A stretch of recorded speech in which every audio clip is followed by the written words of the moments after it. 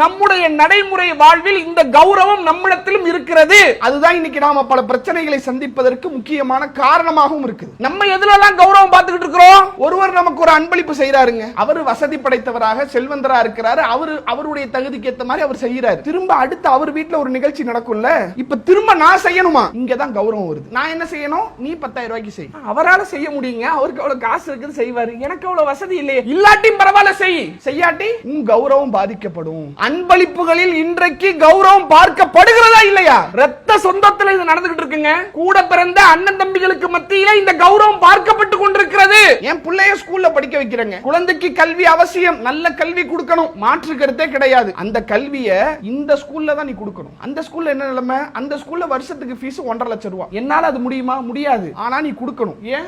அந்த ஸ்கூல்ல தான் உன் அண்ணன் பசங்க படிக்கிறாங்க, உன் தம்பி பசங்க படிக்கிறாங்க. உன் பிள்ளைய அந்த ஸ்கூல்ல படிச்சாதான் உனக்கு கௌரவம். திருமணத்துல அந்த மண்டபத்துல அந்த கரிசோறு போட்டாதான் கல்யாணங்கிற மாதிரியான மனநிலையில முஸ்லிம்கள் இருக்கிறார்களே, ஏன் அதை விட்டு அவர்களால் மீண்டு வர முடியவில்லை? அதை தன்னுடைய கௌரவமாக பார்க்கிறான். அதுக்கு என்ன விலை கொடுக்க வேண்டுமானாலும் நான் தயார். என் சக்திக்கு மீறி இருந்தாலும் பரவாயில்ல, கடனை உடனே வாங்கினாலும் பரவாயில்ல, வட்டிக்கு வாங்கினாலும் பரவாயில்ல, என் கௌரவம் அங்கே தூக்கி நிறுத்தப்பட வேண்டும். என்றைக்கு இவன் கௌரவத்தை முக்கியத்துவப்படுத்துகிறானோ அன்றைக்கு மார்க்கம் எல்லாம் பின்னுக்கு தள்ளப்படும். கௌரவத்தை வைத்து காபிர்கள் எப்படி இஸ்லாத்தை ஏற்க மறுத்தார்களோ, யூதர்கள் எப்படி இஸ்லாத்தை ஏற்க மறுத்தார்களோ, அதே கௌரவத்தை வைத்து மார்க்கத்தினுடைய சட்டத்தை ஏற்க முஸ்லிம்கள் இன்றைக்கு மறுத்துக் கொண்டிருக்கிறார்கள். இதுதான் உண்மை.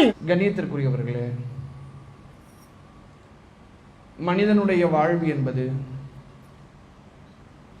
பல்வேறு விதமான எதிர்பார்ப்புகளுக்கு மத்தியில் ஓடக்கூடியதாக, இயங்கக்கூடியதாக மனித வாழ்வு கட்டமைக்கப்பட்டிருக்கிறது. ஒவ்வொரு மனிதனும் தன்னுடைய வாழ்க்கையில் தனக்கு எது கிடைக்க வேண்டும், தான் எதை அடைய வேண்டும், தனக்கு எது நடக்க வேண்டும் என்று ஒவ்வொருவரும் அவருடைய வாழ்வில் பல்வேறு விதமான எதிர்பார்ப்புகளை வைத்துக்கொண்டு அது நடைபெற வேண்டும் என்பதற்காக தங்களுடைய வாழ்க்கையினுடைய பயணத்தை தொடர்ந்து கொண்டிருக்கிறார்கள். எப்படி ஒரு வாகனம் இயங்குவதற்கு எரிபொருள் அவசியமான ஒன்றாக இருக்கிறதோ, அதுபோல மனிதனுடைய வாழ்வு இயங்குவதற்கு எதிர்பார்ப்புகள் மிக அவசியமான, தேவையான ஒன்றாக இருக்கிறது. அதை நோக்கித்தான் மனிதன் இயங்கக்கூடியவனாக இருக்கிறான். இதை பற்றி அல்லாஹ் ரப்புல் ஆலமீன் தன்னுடைய திருமறையிலே சொல்லும் போது, இந்த உலக வாழ்வில் மனிதனுக்கு பல்வேறு விதமான எதிர்பார்ப்புகள், பல்வேறு விதமான ஆசைகள், பலதரப்பட்ட எண்ணங்கள் மனிதனுடைய உள்ளத்திலே வந்தாலும் அந்த எதிர்பார்ப்புகளில், அந்த எண்ணங்களில் மிக முக்கியத்துவம் படுத்தக்கூடிய வகையில், மனிதன் உயர்வாக முக்கியத்துவம் தரக்கூடிய வகையிலே ஒன்றை மனிதன் எதிர்பார்க்கிறான். அது என்ன என்றால், பிற மனிதர்கள் தன்னை எப்படி பார்க்கிறார்கள், மற்றவர்கள் என்னை மதிக்கிறார்களா, மற்றவர்கள் என்னை கௌரவப்படுத்துகிறார்களா, மற்றவர்கள் என்னை உயர்த்தி பேசுகிறார்களா? இந்த எதிர்பார்ப்பு இல்லாத மனிதர்கள் யாருமே இல்லை என்பதுதான் உண்மை, சத்தியம், நிதர்சனம்.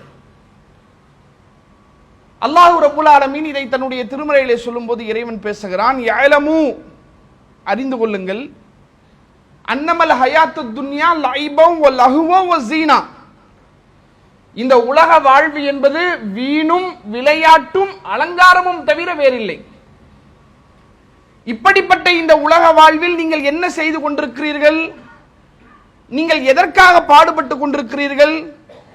ஒத்தஃபாகுரும் பைனக்கும் ஒத்தகாசுரு ஃபில் அம்வாலி வல் அவுலாத், நீங்கள் ஒருவருக்கொருவர், உங்களுக்கு மத்தியில் ஒருவருக்கொருவர் மாறி மாறி பெருமை அடித்துக் கொண்டிருக்கிறீர்கள். உங்களுடைய செல்வத்தையும் உங்களுடைய குழந்தைகளையும் அதிகப்படுத்திக் கொள்வதற்காகத்தான் ஓடிக்கொண்டிருக்கிறீர்களே ஒழிய இந்த உலக வாழ்விலே நீங்கள் வேறு எதையும் செய்யவில்லை என்று இறைவன் சொல்லி காட்டுகிறார். நான் எதற்காக சம்பாதிக்கிறேன்? இந்த சம்பாத்தியத்தின் மூலமாக என்னுடைய தேவைகள் நிறைவேறிவிட்டதென்றால் இந்த சம்பாத்தியத்தை நான் நிறுத்திடுறேனா? எங்க யாரை கேட்டாலும் என்னங்க சொல்லுவோம், எதுக்குங்க சம்பாதிக்கிறீங்க? எனக்கு தேவை இருக்கு பாய், என்னுடைய தேவைகளை நிறைவேற்றுவதற்காக நான் சம்பாதிக்கிறேன். சரி, உங்களுடைய சம்பாத்தியத்தின் மூலமாக உங்களுடைய தேவைகள் நிறைவேறிவிட்டது, அப்ப சம்பாதிக்கிறது நிறுத்திடுவீங்களா? எத்தனையோ பெரும் கொண்ட கோடீஸ்வரர்கள் அவர்களுடைய சொத்து மதிப்பை வெளியிடுகிறார்கள். இப்ப அவர் வைத்திருக்கக்கூடிய அனைத்து தொழில்களையும் இனிமே நான் இந்த தொழிலை செய்ய மாட்டேன், இனிமே இந்த வியாபாரத்தை செய்ய மாட்டேன் என்று அந்த தொழிலதிபர் முடிவெடுத்து விட்டால் இன்னும் 7 தலைமுறைக்கு சாப்பிடக்கூடிய அளவுக்கு சொத்து இருக்குது. இன்னைக்கு வியாபாரம் செய்யறத அவர் நிறுத்திட்டா கூட அவரிடத்தில் இருக்கக்கூடிய காசை வைத்து இத்தனை நபர்கள் சாப்பிடக்கூடிய அளவிற்கு, இத்தனை ஆண்டு சாப்பிடக்கூடிய அளவுக்கு சொத்து இருக்குது என்று புள்ளி விவரம் சொல்கிறது. பிறகு எதற்காக அவர் சம்பாதிக்கிறாரு? தேவைக்கா? ஒரு அரசியல் கட்சியில இருக்கக்கூடிய தலைவர் அந்த அரசியல் பதவியை வைத்து எந்தெந்த லாபங்களை எல்லாம் அடைய முடியுமோ அத்தனை லாபத்தையும் அடைந்து விட்டார். ஆனாலும் அந்த பதவியின் மீது, அந்த அதிகாரத்தின் மீது அவருக்கு அந்த வெறி குறைய மாட்டேங்குது, வெறி கூடிக்கிட்டே இருக்குது. எதனால்? பணத்தால், அதிகாரத்தால் தன்னுடைய தேவைகள் நிறைவேறிவிட்டதா என்பதை தாண்டி இந்த பணத்தை வைத்து, இந்த அதிகாரத்தை வைத்து, இந்த பிள்ளைகளை வைத்து நான் கௌரவிக்கப்படுகிறேனா, நான் மரியாதை செலுத்தப்படுகிறேனா, நான் பிறரால் மதிக்கப்படுகிறேனா என்ற பார்வைதான் மனிதனை இதை நோக்கி தள்ளி கொண்டிருக்கிறது. நீங்க நினைக்கலாம், நீங்க சொல்ற மாதிரி அந்த கௌரவத்துக்காக வாழக்கூடியவங்க, கௌரவத்துக்காக ஆசைப்படக்கூடியவங்க எல்லாம் நாங்க இல்ல பாய். பெரும் பெரும் செல்வந்தர்கள் வேண்டுமானால் அப்படி இருக்கலாம், பெரும் அதிகாரம் படைத்தவர்கள் வேண்டுமானால் அப்படி இருக்கலாம். நாம ஒண்ணு அந்த மாதிரியான மக்கள் இல்லையே, நம்ம ரொம்ப சாதாரணமான சாமானிய மக்களாச்சே. நாம அந்த மாதிரி எல்லாம் நினைக்கிறது இல்லையே, அடுத்தவங்களை நம்மளை கௌரவப்படுத்தணும்னா நம்ம நினைக்கிறது இல்லையே என்று நீங்கள் நினைத்தால் அது மிகப்பெரிய தவறு. இன்று நடைமுறையிலே நீங்களும் நானும் சந்திக்கக்கூடிய பல்வேறு விதமான பிரச்சனைகளுக்கு, பல்வேறு விதமான சிக்கல்களுக்கு இந்த எண்ணம் தான் அடிப்படை காரணம். குடும்பத்துக்குள்ள சண்டை, கணவன் மனைவிக்கு மத்தியில சண்டை, அண்ணன் தம்பிகளுக்கு மத்தியில சண்டை, ஒரு நிறுவனத்தில் பணி செய்யக்கூடிய முதலாளிக்கும் தொழிலாளிக்கும் சண்டை, சமூகத்திலே நீங்கள் பார்க்கக்கூடிய அனைத்து பிரச்சனைகளுக்கும் மிக முக்கியமான அடிப்படை காரணம் இந்த கௌரவம். குடும்பத்திலேயே சண்டை, அவன் என்ன மதிக்கல, அவன் என்ன கூப்பிடல, கூப்பிட்டாங்க எப்படி தெரியுமா கூப்பிட்டான், மூணாவது மனுஷனை கூப்பிடுற மாதிரி கூப்பிட்டான். நான் யாரு? அவனுக்கு அண்ணன், என்னை எப்படி கூப்பிட்டுருக்கணும் அப்படி அவன் கூப்பிடல, அதனால நான் போக மாட்டேன். கணவன் மனைவிக்கு மத்தியில சண்டை, பிள்ளைகளுக்கும் பெற்றோருக்கும் மத்தியில சண்டை, என் பிள்ளை என்ன மதிக்க மாட்டேங்கிறான்.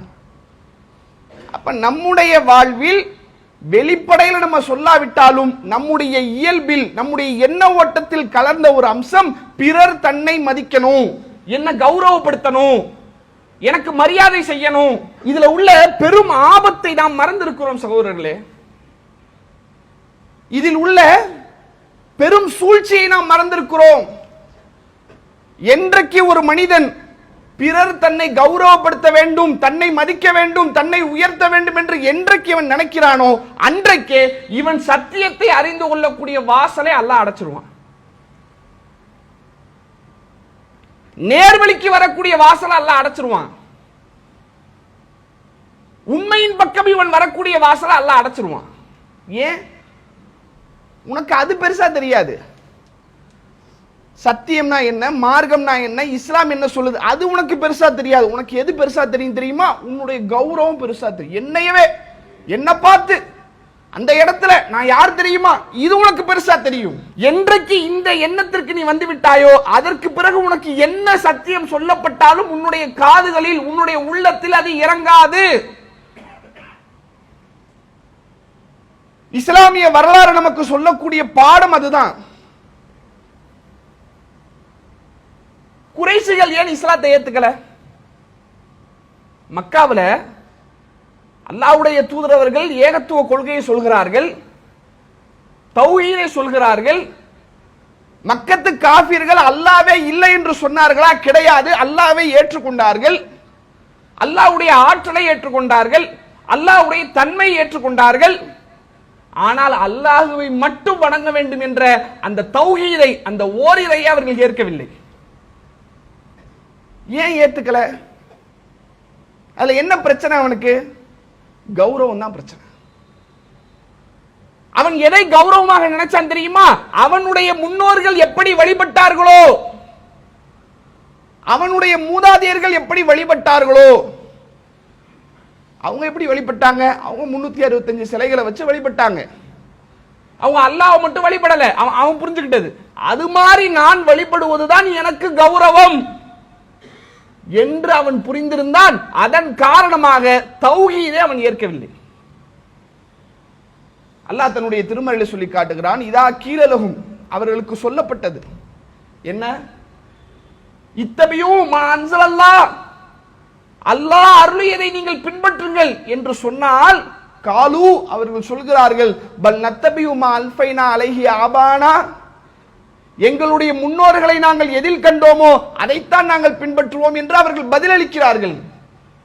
அவ்வளவுக்கான ஆபாகும் லா ஏக்கிலூன ஷையாவலா யஹ்ததூன், உங்களுடைய முன்னோர்களுக்கு எதுவும் தெரியாமல் இருந்தும் அவர்கள் நேர்வழி பெறாமல் இருந்தாலுமா அவர்களை நீங்கள் பின்பற்றுவீர்கள்? முன்னோர் என்ன செஞ்சாங்களோ அதைத்தான் நான் செய்வேன். இவன் ஏன் சொல்றான்? அதை தான் கௌரவமாக நினைக்கிறான். நாங்க காலங்காலமா, நாங்க பரம்பரையா, இத்தனை தலைமுறையா இந்த வணக்கத்தை நாங்க செஞ்சுக்கிட்டு இருக்கிறோம் என்று பேசுவதை ஒரு கௌரவமாக நினைச்சான்.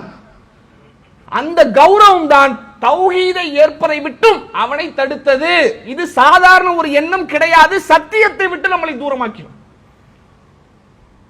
உண்மையை ஏத்துக்க விடாது, உன் கௌரவம் அதை தடுக்கும். யூதர்கள் ஏங்க இஸ்லாத்தை ஏத்துக்கல? அவனுக்கு என்ன பிரச்சனை? சரி, மக்கத்து காஃபிர்கள் கூட இது மாதிரி ஏதோ ஒரு புரிதல் இல்லாம இருக்கிறாங்க அப்படின்னு சொல்லிக்கலாம்.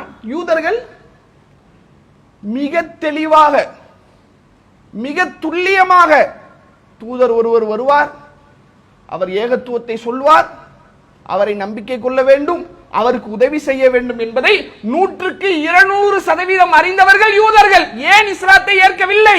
யாரிஃபூனஹும் கமா யாரிஃபூன அப்னாஹும், தங்களுடைய குழந்தையை அறிவதை போல இந்த தூதரை அவர்கள் அறிந்து கொள்வார்கள். வேதக்காரர்கள் அவ்வளவு தெளிவா, சந்தேகமே இல்லை, 100% தெரியும் ரசூலுல்லாஹ் தான் தூதர் என்று. முகமது நபி அல்லாஹ்வுடைய தூதர் என்பதை 100% தெரியும். ஏன் ஏத்துக்கல? என்ன பிரச்சனை? இதான் பிரச்சனை. அவன் என்ன எதிர்பார்த்தான்? வரக்கூடிய தூதர் இறுதி தூதர், கடைசி தூதர். நாம் யார்? வேதக்காரர்களாகிய நாம் யார்? எவ்வளவு பெரிய பாரம்பரியம்! நம்முடைய பாரம்பரியத்தில் எவ்வளவு தூதர்கள் வந்திருக்கிறாங்க.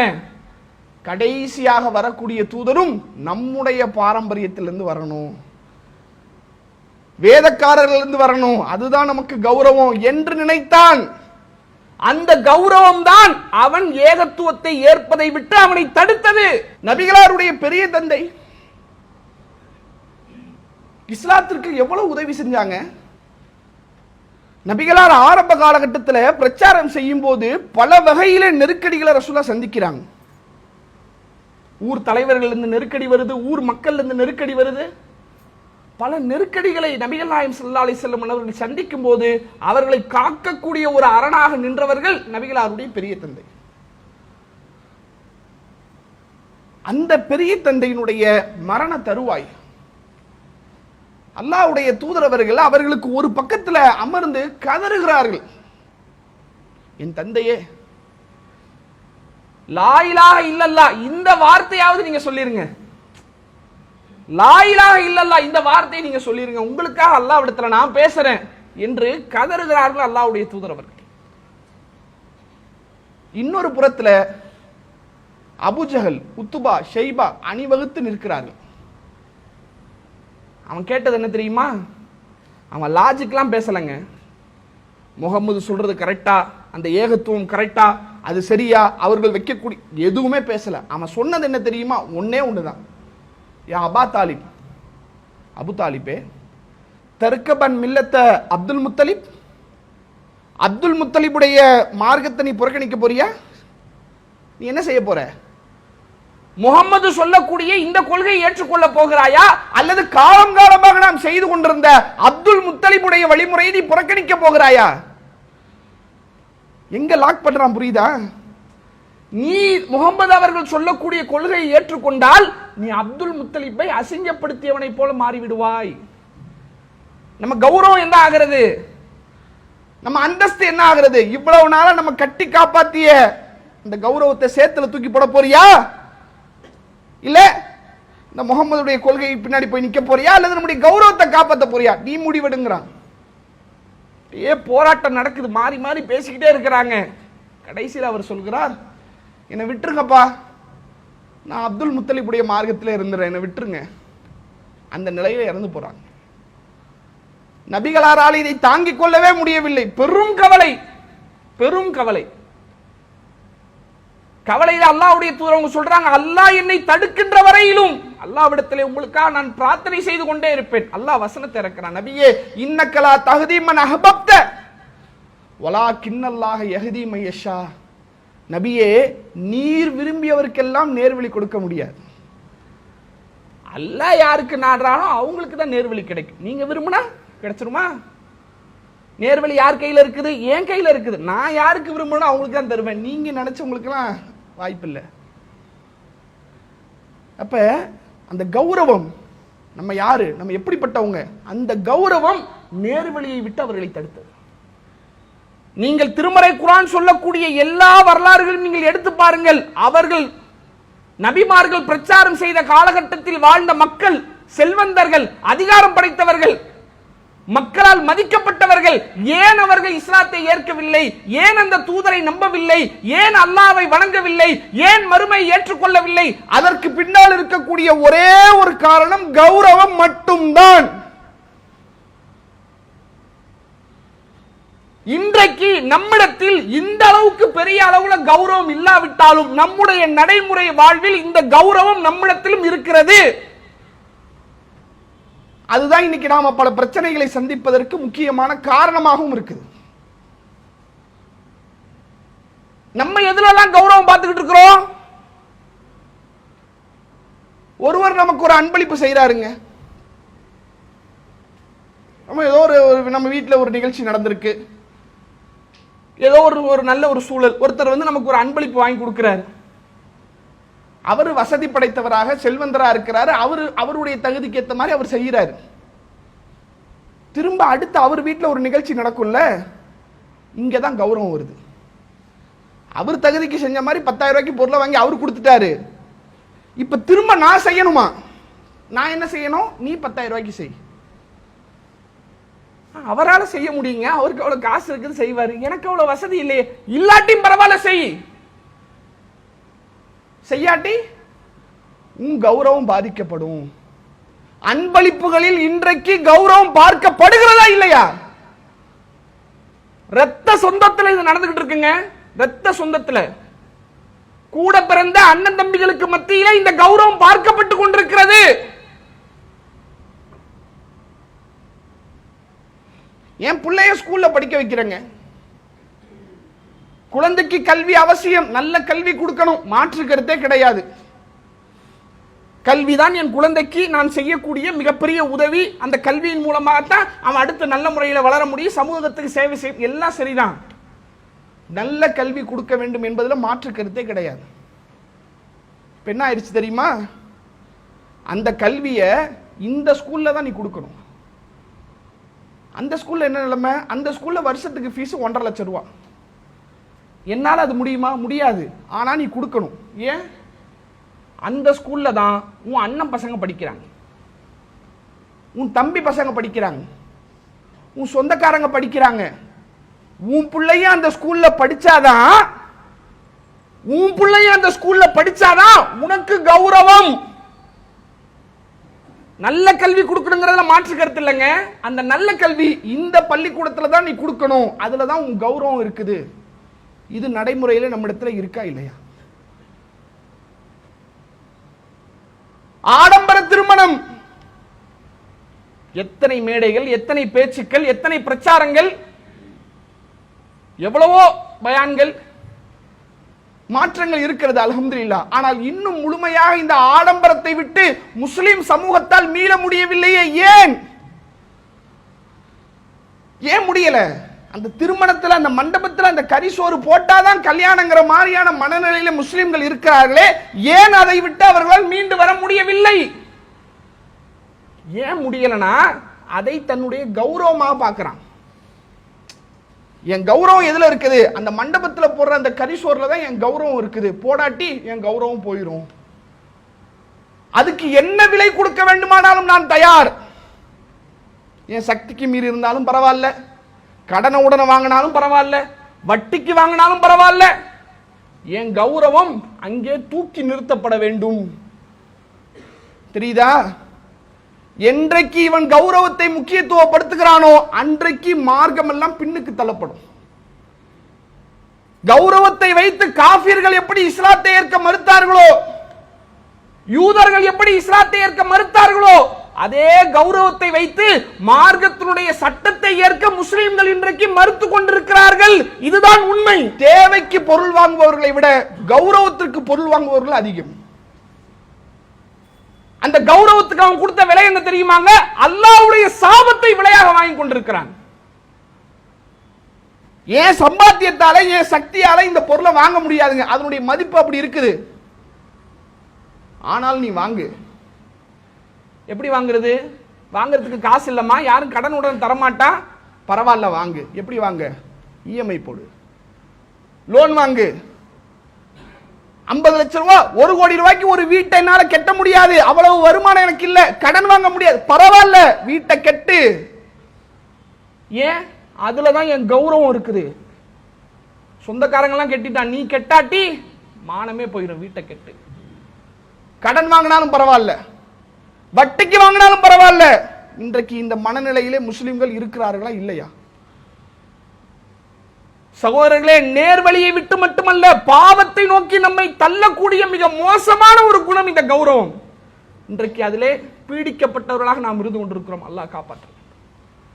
சின்னதாங்க ஆரம்பிக்கும், இதனுடைய துவக்கம் ரொம்ப சின்னதா இருக்கும். ஆனால் அதனுடைய விளைவு நீங்களும் நானும் எதிர்பார்த்திராத விளைவுல கொண்டு போய் நம்மளை தள்ளிடும். அடுத்தவன் என்னுடைய பொருளாதாரத்தை வைத்து, என்னுடைய காசை வைத்து, என்னுடைய பதவியை வைத்து, என்னுடைய பிள்ளைகளை வைத்து அடுத்தவன் என்னை மதிக்க வேண்டும், கௌரவப்படுத்த வேண்டும் என்கிற எண்ணத்திற்காகத்தான் இன்றைக்கு மனித வாழ்வே போய்கொண்டிருக்கிறது. என் வாழ்க்கையில எனக்காக நான் என்ன செஞ்சேன், அடுத்தவனுக்காக நான் என்ன செஞ்சேன் என்று ஒப்பிட்டு பாருங்க. அடுத்தவனுக்காக நான் வாழ்ந்ததுதாங்க அதிகம்.